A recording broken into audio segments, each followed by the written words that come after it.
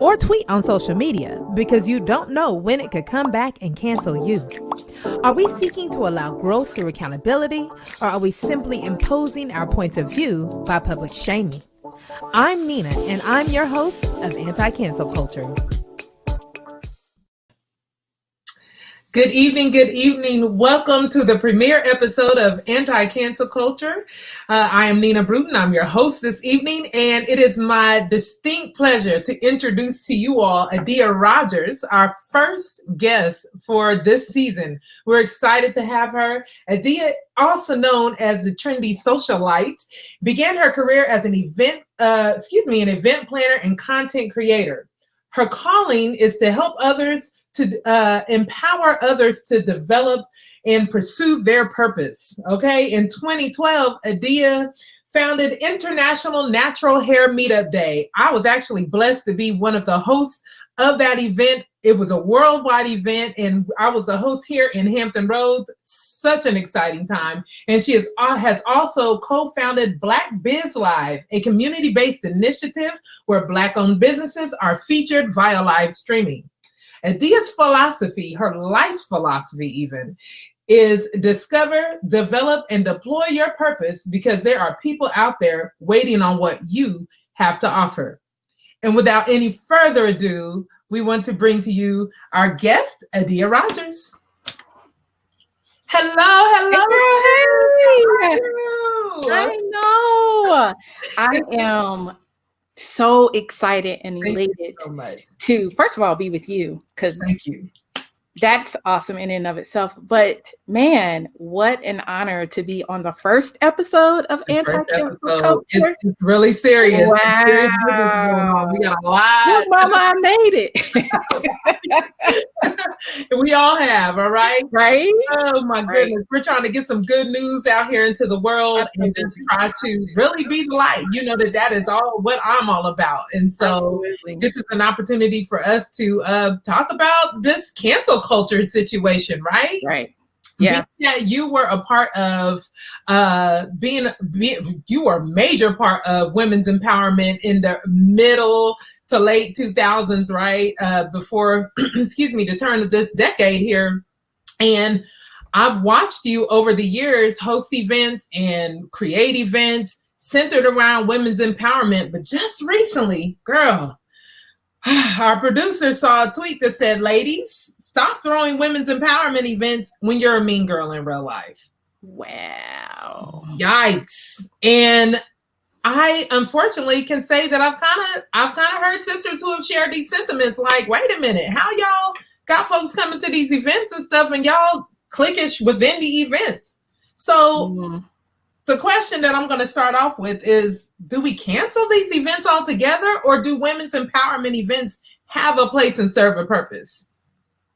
Absolutely do not cancel, because I think now more than ever, empowerment and sisterhood and community and finding our voice and finding our place, living out our purpose is, so paramount to what's happening right now in this world. And I think the answers to some of the ills and the isms and the schisms that we have are within us. And we have to get empowered and we have to get in place in order to be able to answer and solve some of the problems in the world. So no, I don't think that we should in any way cancel empowerment, the empowerment movement, or empowerment events. I do think that we need to think and look and examine thoughtfully and critically. Yeah. In terms of who we are talking to and who we are listening to and what we are saying. Right. So from that perspective, I do think that there needs to be some examination, but no, definitely not cancel, because it's so needed. And every day that, especially when I'm on Twitter, I'm like, oh my gosh, we need empower. Like women need to really be able to get to know themselves and come to that place where they feel confident in stepping out into the world as their best selves. That's good. That's really good. And I like to think that one of the things that I really try to do in my personal life and in my professional life is try to be gracious with people, right? Because even these people who make these major events, and they bring together this community of women from the internet to this location, or even now, in the age of COVID, we're all still online, but we're bringing together these communities, but we're still dealing with people, right? Absolutely. Who have their own stuff that they're still working through. Right. And I think that if I imagine that as an event creator, as the creator of a movement, even, right, with International Natural Hair Meetup Day, I would imagine that you saw a need that needed to be filled, right? Or a need that needed to be met. Yes. And so you stepped out to do that. And so I imagine that you had some things that you needed from what you were giving to people, right? And so if we throw these people away because they're a mean girl in real life, they don't really have the opportunity to grow, right? From the thing, very thing that they're presenting to the world. Mm-hmm. So one of the things that I was thinking about as I was getting ready for tonight is that a couple of things. One, I feel like before we label others, we really need to look at ourselves. So one of the things that I have kind of grown to, because I definitely was not always like this, is really before I point is to turn the mirror and face myself, right? Because it could be a whole host of things, a myriad of things that I might be dealing with, have, encountered, gone through just in that day that could have colored or, made me respond to something, right? And so, and then the other thing is, we are quick to sometimes label others. And so I think one question that I would encourage us to ask ourselves before we call somebody a mean girl, is it that she's mean, or is it a boundary that I'm trying to push up against? That's good. That's a really good point. Right. Go ahead. Because honestly, if a person says, celebrities are always, kind of talking about this, but it is true. If I'm out with my family and you come up to me and you're wanting to hold a 10-minute conversation and ask and pick my brain while I'm out with friends or family, that's not really the time to do that. And then if I say, I would love to chat with you, either send me an email or can we do this another time? Hit me up on Instagram when I'm hanging out with my friends and family. Am I mean because I'm establishing a boundary? Right. Or, people will email you cold and say, I've been following you for a long time. Can I get on the phone with you and talk to you for 2 hours and find out your whole life story? And I want you to, for free, give me the shortcut to your success. And because I say you can sign up for a coaching call, or because I say I can give you 15 minutes, or check these things out. And if you have questions about the free stuff that's already out there, then come back to me and we can have a conversation. Am I mean because I'm doing those things? Right. So I feel like that's part of the conversation we need to have with ourselves, an introspective conversation. Was this person really mean? Because there are definitely times and situations and people that are, or was it potentially something else? Could I have done or said something a little bit differently? Right. And I definitely always try to look at myself and, like you say, okay, what could I have done differently in this situation? Right. Excuse me. And I guess even we'll say the day of an event, even, right. I think what ends up happening is that because social media does have us so exposed, people have and it's, I feel like there's no ill will or an ill intention, but I think that people feel like they know you, right? So even the day of, when you're running, trying to bring and pull the whole thing together, you may come across as mean, like you said, when really you're in work mode or you're establishing boundaries, like you said. And so people need to step back and just see how they respond and what they can do better to help the situation, right? But for the ones who are a little high and mighty and a little rough around the edges, if you will, then what can we do? How do we address the toxic environment and disappointment that women have with their experiences without canceling it? You said, of course, one thing that we can do is take a look at who we are and how we address an individual, or how we go about presenting ourselves in those spaces. But as an event coordinator and a host, how do we go about addressing the moments that are actually toxic without canceling the person or that event? And this is where the whole cancel culture if there's a line between grace and accountability. Yeah, absolutely. So I don't, and it seems like this is so apropos because I watched Tamron Hall show today, and it was about Stasia from Vanderpump Rules and about cancel culture. And then they had a conversation on The View about it. So I feel like this whole conversation, it is time for us to have it and to really put some maybe some boundaries or some perspectives on cancel culture. I absolutely feel I don't believe in canceling. I believe in consequences, right? And so I feel like where sometimes, I won't say the perpetrators, that's a really strong word, but some of the people that might be participating in less than positive interactions, they might feel like the consequences are harsh, but it's the consequence. I mean, it's someone's perception of how you treated them.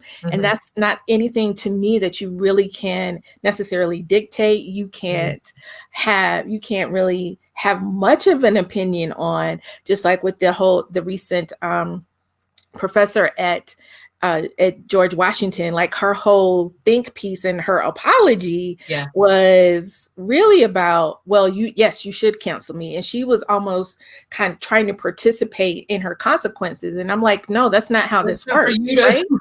That's not how this works, right? Like, it's like the child telling the parent, well, yes, I did lie. Yes, I did break this rule. You know what I really think my punishment ought to be?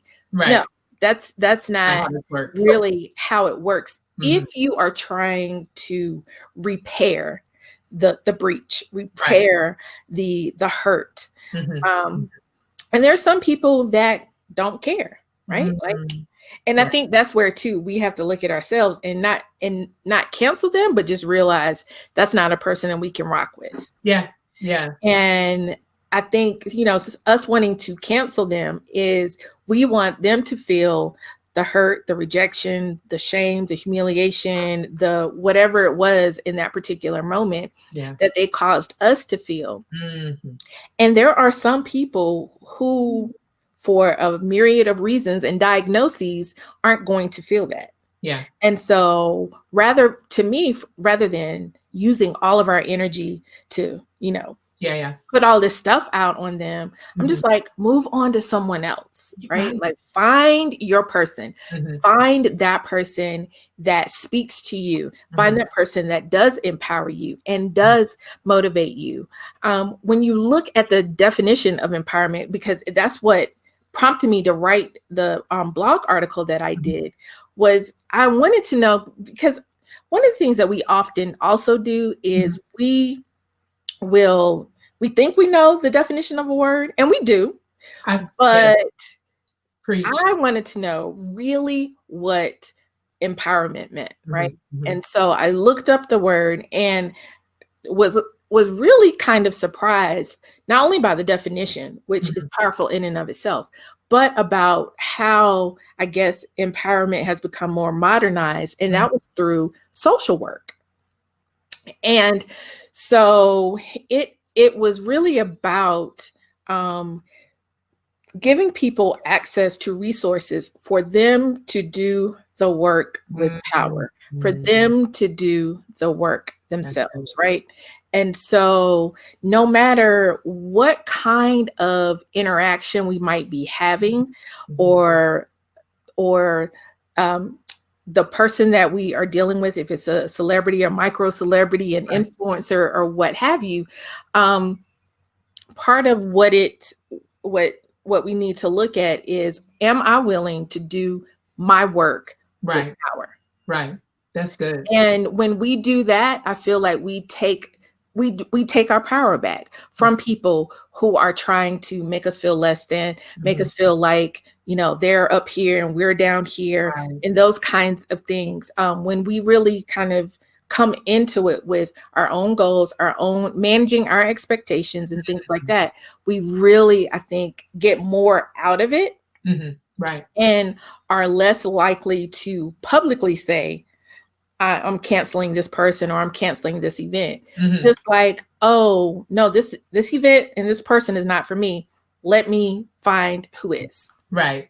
And that's a really good point. And what I have had those individuals who I have friends who have gone to conferences hosted by sisters all around this country. And this one in particular that comes to mind isn't my steez. Like, she's a little too snarky for my taste. Like, she gives a little, her energy. Now, the sister gives truth. Okay. Right. I've seen some of her work and I love it. And I think she's great. And people who I know who have been to her shows, they've gotten great. Like you said, they've gotten what they needed. They've been empowered. They've gotten the tools that they need to go forward. Right. I know that the sister ain't for me. Absolutely. Because the moment if she came at me with in real life, if I'm looking at her online now, in real life, I may actually like her, right? I may like her. So I may need to give her a chance. But just the language and the tone and everything, if I were there in that space, it may very well rub me wrong. And so why put myself in that, right?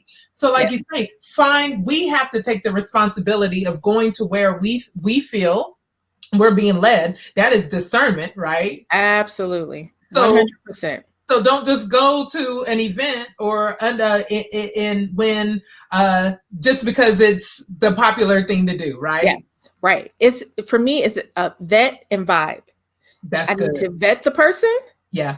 And to see if they really have what it is that I need in this particular moment to get where I need to get. And then what is the vibe? Because there's an influencer and entrepreneurial coach that I absolutely did not vibe with. And everyone was like, yeah. And they were like, yeah, are you following this person? No. But I hear great things about her. Yeah, absolutely. Absolutely. And that's the thing. We don't have to badmouth them. We don't have to tell other people that they don't have to. We don't have to go on our mini cancel campaign, right? Right. Let people find their tribe. What did you say? The something and vibe. Say it again. Vet and vibe. Vet and vibe. That's good, sis. That is really good. And that is quick. Anti-cancel culture. We're hitting you right quick with some information. I love that you actually gave the definition of the word empowerment. I'm that same way. It's really important for us to not just use words, but really get to the bottom of what they need so that we can apply them to our lives as needed so that we can in turn be our best selves. Yes? Absolutely. Absolutely. Agree. Thank you so much. Adia, I thank you for your time. Okay, we're not going to keep you long tonight. We're about to wrap this thing up. Episode 1 of Anti-Cancel Culture is a wrap. I thank you. It happens fast, right? It does. It happens so fast. So I thank you again for your time. Is there anything that you'd like to add before we wrap up? No, I just encourage everyone, a couple of things. I always give homework anytime I'm online. So one, look up the definition of empowerment and, really ask yourself, how can I apply it to my life? And 2, just commit to doing something, to doing your own work with power. I think that's where the whole empowerment piece comes in. And so I'm excited to see the empowerment work that you do through anti-cancel culture, and you personally. Kudos to the entire team. It has been amazing, and good luck. Thank you. We do want to stick around for a few audience questions. So we do have time for that. So we want to see what y'all got. Vet and vibe. Girl, that's the best thing since sliced bread. It's so simple. People are in the chat like, yeah, vet and vibe. It's good. It's good. Do we have any audience questions before we depart? Oh, I like that the comments are lit up over here. Discernment is key. I do. Absolutely. Thank you all so much. It definitely was a great convo. And I think that I'm not seeing any so far. Well, just a couple of things. That discernment piece, that is so critical. And I think one of the things about empowerment too is for us to individually, and I know I keep talking about this because a lot of the conversation is pointed outward, but we're less likely to want to cancel when we're working on our inner selves, right? And one of the things I know we wanted to touch on was kind of like giving people grace to grow. Yes. And I think that is important. And also at the same time challenging ourselves to grow, right? And so for us to do that inner work and to look, excuse me, to really think critically about the people that we follow online. I see a lot of people say, oh, my timeline is messy and all this kind of stuff. That's something you control. That's something we control. Yes. Okay. I see a question from Dana. Yep. Dana says, can Adia talk a little more about the vet and vibe concept? How do we put that into practice? Excuse me. Right.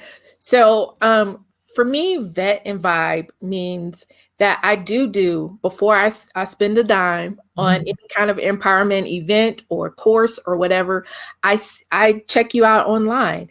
There should be, especially if a person has gotten to a place where they're charging you, there should be some online history, right? There should be something that you can check out, whether it's a podcast interview or, a Facebook Live like this, or a blog article, or their website, or their own Instagram. Really spend some time checking them out. And then while you're doing that, you are also checking with yourself. What is the vibe that I get? Do I really am I with this person? Do they make me sit and think?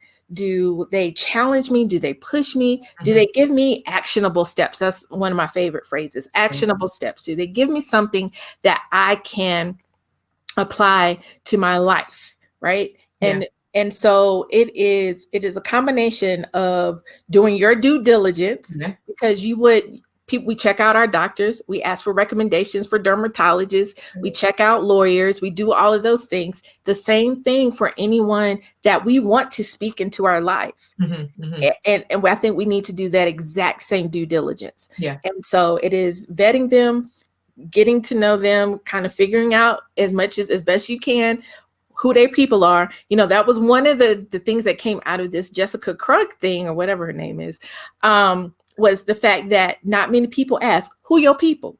And if you have a granny or auntie like me, they always ask, who your people? And so really just kind of figuring out where they're coming from and if that vibes with where you are and what you need in that moment. That's really good.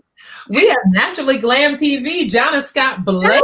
That's my girl. And she has a great question. What do you do if someone's trying to cancel you? Yeah, I have been. I think I know, Jonna, you, Nina, and myself, we've been in kind of an online semi-public space, right? And so people have tried to cancel us, not, definitely to a celebrity level. Right. What would I do if someone was trying to cancel me? Because we see people who write the statements and the responses and things. Some people just take the Twitter and right? Yeah. Whoa. Yeah, I think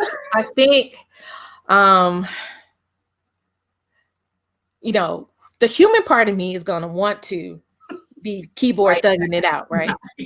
And I might do that at first, but then one or two things is going to happen. I'm either going to get convicted, or somebody's going to text me and be like, girl, what are you doing? Put your phone down. Back up. And so then I would kind of turn and look at myself. I think that is important to kind of see myself in that space and why somebody felt so egregiously offended by something I did or said. Right. Because, and I'll look back, let me tell you something that will humble you or help you, is to look back at them Facebook memories. Let me tell you, when I look at some of the things that I have said, like especially 9, 10, 11 years ago, I'm like, oh, girl. And I will give an example.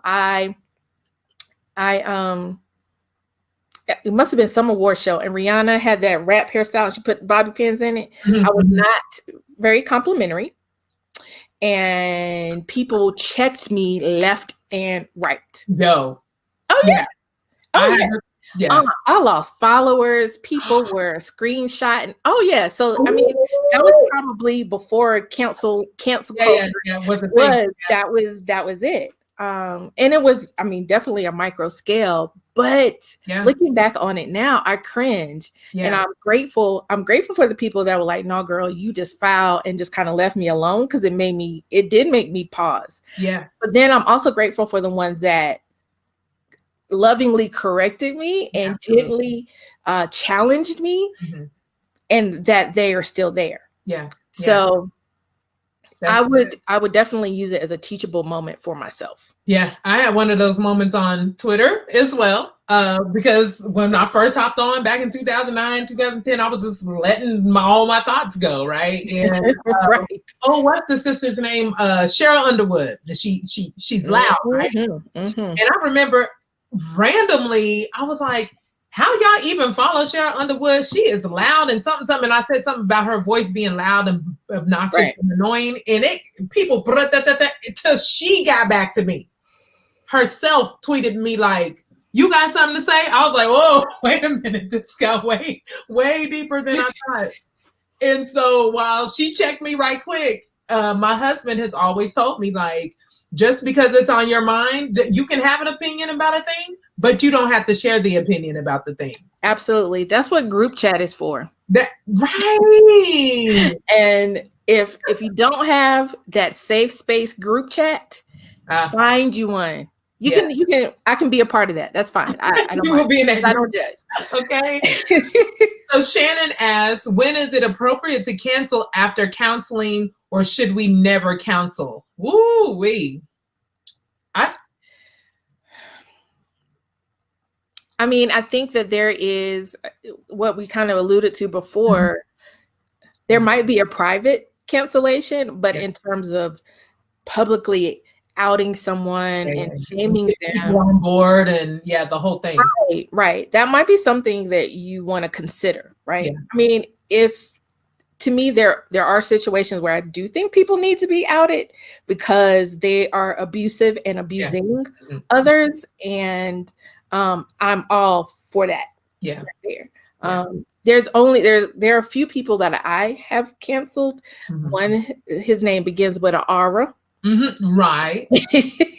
But other than that, it's more of that whole vet and vibe. No, I don't really vibe with you like that. So I'm not following you. I'm not sharing anything that you have to share. Yeah. But it sounds like Shannon is talking about something personally. I do think that if it's not canceling, it's boundaries. Absolutely. Very firm, strong, rigid boundaries that I think that we need to put in place, especially if it has caused us to seek counseling or something that has come out as a result of counseling. And I know for me, that has indeed been the case. It wasn't necessarily a cancel, but it was, no, you really need to put some firm boundaries in place, like unbreakable. I mean, Jesus himself is going to have to tell me to do something different with you. And so my cousin, who's a pastor, he says, I'm not giving up on you. I'm giving you to God. And so I think that's a good way to deal with some people. You're not canceling them. You're just giving them to God. Yeah, that's good. That's really good. And you know what? That's a good place to close. And because it's true, when it comes down to it, it's not up to us to cancel anyone. Because the fact of the matter is, and I just heard someone say yesterday, I wish I could think of exactly where I heard it, but as long as someone is breathing, as long as they have breath in their lungs, there is time for them to turn it over, right? From the worst possible thing that you think someone could do. As long as they're breathing, there is time for them to get themselves together and get it right and to redeem themselves, if you will. But if we cancel people and count them out, that doesn't do them or anyone else any good, right? That's right. So I thank you again for your time. I thank you for taking the questions. You're such a wonderful, wonderful guest. I look forward to having another conversation with you, hopefully in the future. All right. We thank you all for tuning in to Anti-Cancel Culture. Make sure to follow us on Instagram and Facebook so that you can stay connected. Before I go, I have one question for you. Are you a part of cancel culture? I'm your host, Nina Bruton, and I'll see you next time on Anti-Cancel Culture.